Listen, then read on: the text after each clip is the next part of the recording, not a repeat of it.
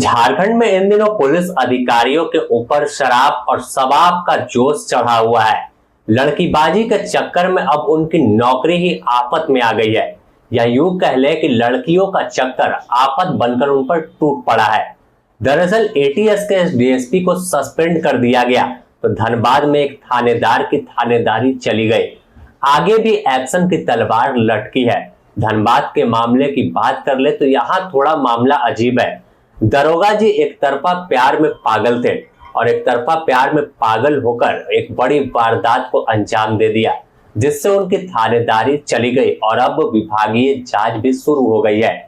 अगर बात करें तो दरोगा एक तरफा प्यार में पागल थे और बुरे परिणाम की धमकी लड़की और उसके परिवार के लोगों को दे रहे थे। इसके बाद उनकी थानेदारी चली गई, लेकिन इस घटना की हर जुबान पर चर्चा है। आइए आपको बताते हैं कि दोनों घटनाओं की कहानी कहां से शुरू हुई और कैसे पूरे मामले में जांच हुआ और कैसे एक जेपीएससी के छठी बैच के टॉपर रहे डीएसपी प्रदीप कुमार सस्पेंड हो गए तो दरोगा की भी नौकरी पर तलवार लटकी हुई है। फिलहाल चतरा के सिमरिया में एसडीपीओ के पद पर पोस्टेड थे और बिहार की रहने वाली एक शादीशुदा महिला के साथ नैन मटक्का करने लगे। अवैध संबंध का आरोप लगा और महिला के पति ने इसकी शिकायत कर दी पुलिस मुख्यालय में, जिसके बाद एडीजी सुमन गुप्ता को जांच का जिम्मा दिया गया। सुमन गुप्ता जांच रिपोर्ट पेश किया और उसमें डीएसपी साहब को दोषी पाया गया, जिसके बाद सीएम ने एटीएस के तत्कालीन डीएसपी प्रदीप कुमार को निलंबित करते हुए उनके खिलाफ विभागीय कार्रवाई शुरू करने के प्रस्ताव को मंजूरी दी है। सरकार का मानना है कि प्रदीप कुमार के आचरण से पुलिस की गरिमा और छवि पर बड़ा प्रभाव पड़ा है, जिस वजह से उनके विरुद्ध कार्रवाई का आदेश सीएम ने दिया है। इस एक्शन की चर्चा तो पूरे झारखंड में है ही। इधर पुलिस की गरिमा को धूमिल करने में एक दरोगा भी पीछे नहीं थे।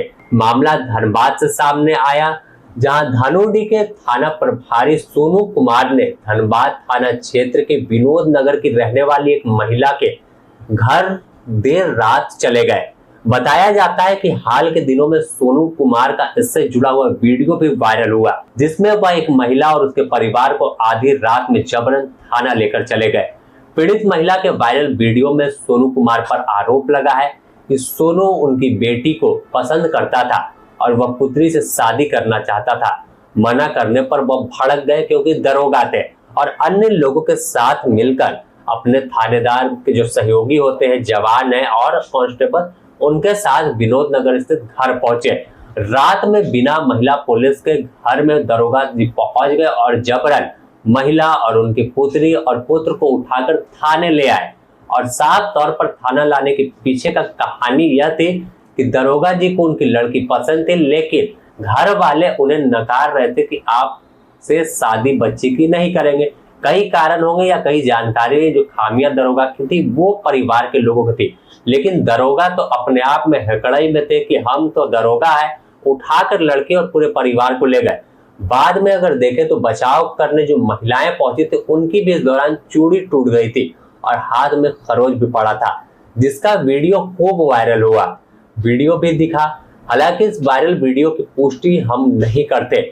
बताया जा रहा है कि 31 दिसंबर 2024 को इस सोनू कुमार का तबादला धनबाद से धानुडी प्रभारी के रूप में हो गया था, लेकिन पीड़ित परिवार को प्रताड़ित करने की शिकायत जैसे ही एसएसपी तक पहुंची, उन्होंने फौरन मामले को गंभीरता से लिया और सोनू को थानेदार से हटा दिया। इस मामले पर आगे क्या कार्रवाई होती इसकी लोग प्रतीक्षा कर रहे हैं, क्योंकि एक तरफ झारखंड के डीजीपी पुलिसकर्मी अधिकारियों के आचरण को सुधारने का लगातार प्रयास कर रहे हैं।